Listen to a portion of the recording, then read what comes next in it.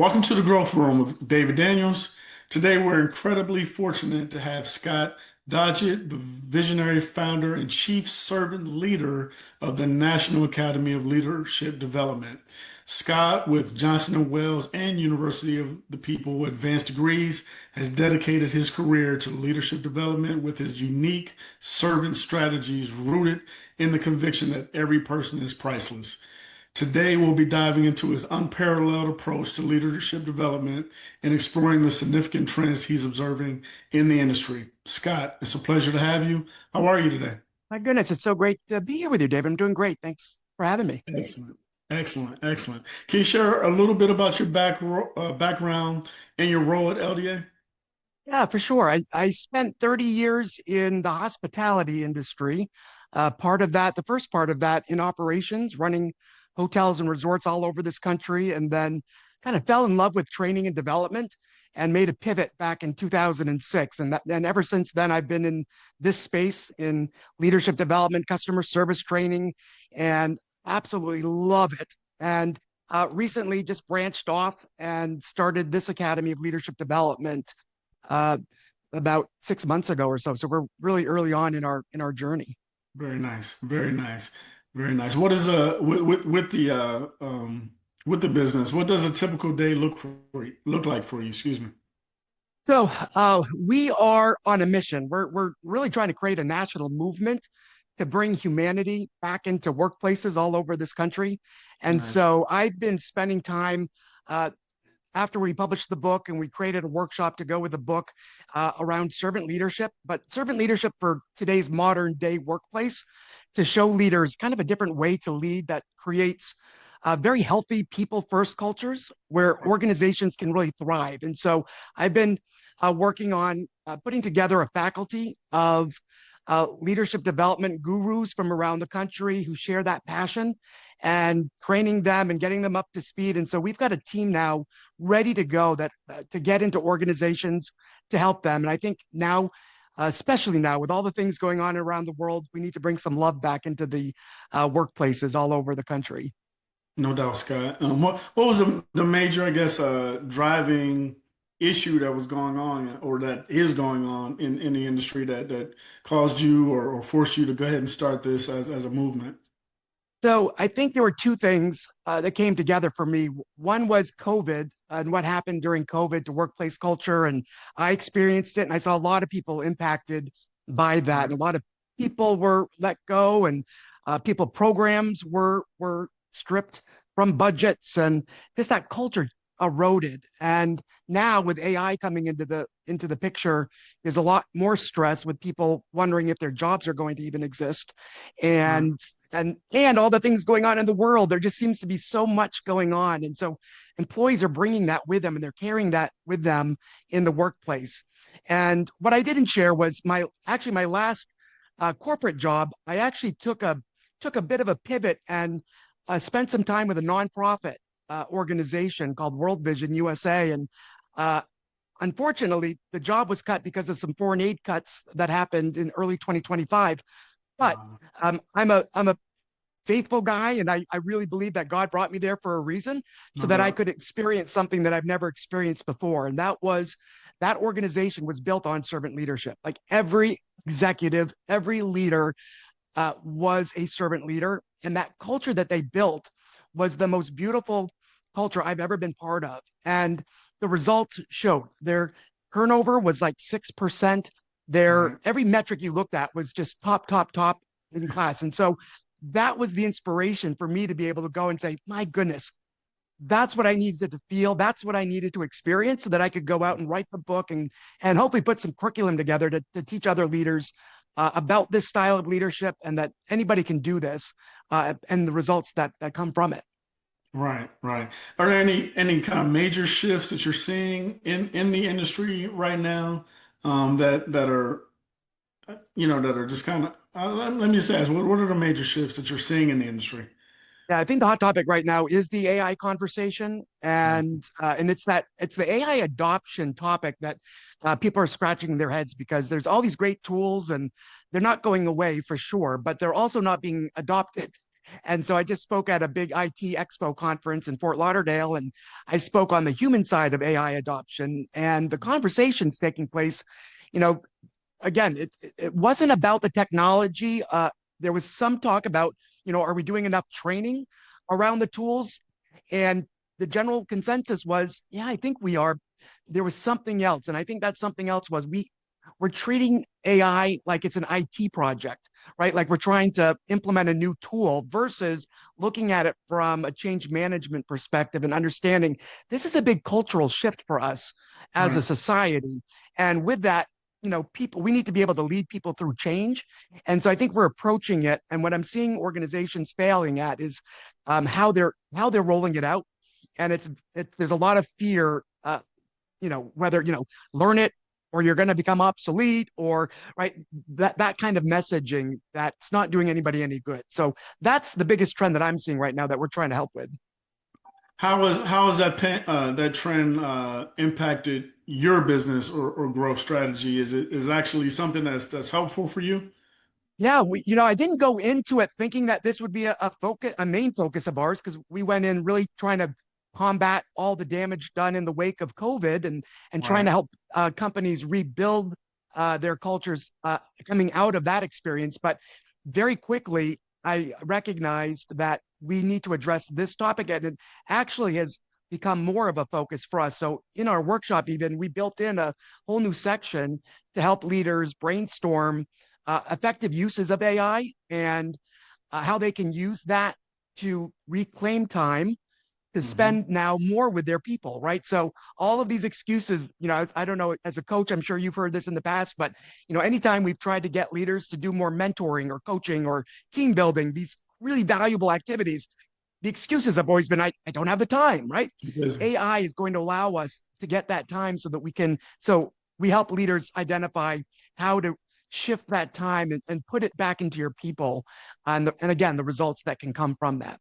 No doubt, no doubt. And that's what my business trust course AI is all about. Is just, freeing up some time so that we can do other things, become more profitable by doing things more efficiently so that we can free up more time to do more human important things, like you said, like connecting. So that's great. That's it. Um, with the National Academy of Leadership Development, what's working well for you right now, and what's been frustrating, if anything? Yeah, I mean, we're early on in our journey. So right now, what's working is I think the reception that we're getting everywhere we go. So whether I've been out doing kind of a PR press tour and doing a lot of podcasts and a lot of conferences and speaking at a lot of events. And I'm telling you, everywhere we go, it is definitely a topic that people are resonating with. And definitely there is a desire especially from just employees in general, wanting this kind of leadership and wanting, with everything going on again in the world, you know, going into work, the last thing we need is more stress, right? Right. Because of poor leadership or ineffective leadership. And so I think this is an opportunity to be able to heal, to be able to create an environment where employees can breathe again and feel Right. seen and respected and valued. And hopefully they can bring that home with them. And hopefully that might even spill into the community. So I'll say the reception has been really good. Again, as a startup, though, not frustration, but I think the challenge has been how to effectively get that message out even. I'm impatient. So how do we get that message out even farther and wider and get more people on board? Because I'm so passionate about it, and uh, that's probably been my biggest challenge. No, I got you. I got you. Now, Yeah. I'll ask a follow-up question on that, but I had been noticing from talking to a lot of leaders that this generation of workers are so emotionally intelligent that it seems like you really have to pour a lot more into them than past generations. And so the work that you're doing to get them to understand how to do that is invaluable. And I really appreciate that. I really appreciate that. So, from the business standpoint, again, what metrics are you most focused on improving? Is it just getting that scalability up, or which is it? Yeah, I mean, again, we're all about the movement. We're really mission based. So to me, it's not about the money. And so Gotcha. we're really focused on just getting into as many organizations as we can. And so we've even priced our product extremely low because we recognize that budgets are tight. Right. And, because budgets have been stripped down, we don't want anything to be a barrier. So we even have free resources for organizations that don't have any budgets to make sure that if organizations want to create this kind of culture, that they can do that even on their own self-paced kind of experience. Because again, to your point earlier, employees want this, they need this. And at the end of the day, the culture, all culture is that employee experience that leaders create and provide on a daily basis. Right. And uh, and like it or not, right? Employees are going to give that effort that they give is based on how they feel and That's how it. they're treated. And we can't force that, right? You can't make somebody give that discretionary effort that is so valuable in driving those results that we're seeking. And so the only way to do that is by treating people well and treating them with respect and getting to know them on a individual basis and getting Right. to know what their strengths are and their goals and all those things.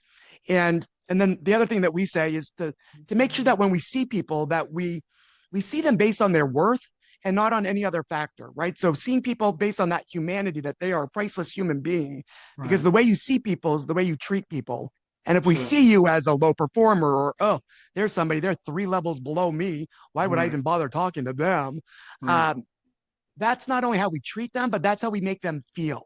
And That's so we it. really try to start off by saying, treat everybody as that priceless human being, and then get to know them on an individual basis. And you start to feel that connection, and you start to again make that person feel priceless, valued, respected, and then everything else just comes from that. Man, that's awesome, awesome mission, and it's awesome way of thinking. When I did my research and I saw that, I was like, man, treat everybody like their prices. That's an awesome motto. That's an awesome way, a state of being. And I wish everyone, could have that mindset. So I'm thankful that you're out here, Scott.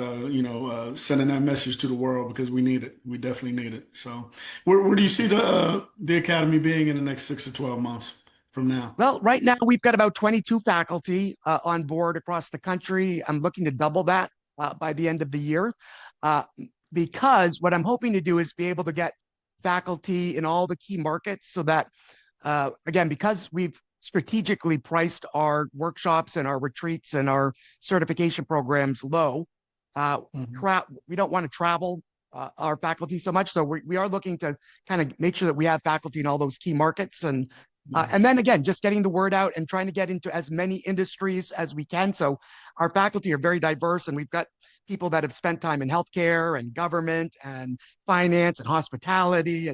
And so again, looking at, do we have people that can help support, as many industries as we can? Because again, this style of leadership doesn't just work in nonprofit or faith-based organizations. This style of leadership can work for any Everywhere. type of organization. Everywhere, no Yep. doubt, no doubt, and it's needed everywhere. So I'm, And I'm it's glad needed you right you now. understand that. Yeah. No doubt. Let me ask one last question. If you had a magic wand to fix just one thing in the business that's just slowing you down at all, what would you think that would be? Uh, Probably again, just the speed to getting those contracts and getting those uh, organizations to go from, yes, we see the value in this, and to come on in and let's start training all of our leaders. So that gap, if we could close that gap faster, again, just because I'm impatient, and because I see that this is such a need right now, Right. I don't want people to have to wait. And so again, that's more on me wanting to get in and fix the world. But uh, Mhm. I know it's not my timing, and we'll get there.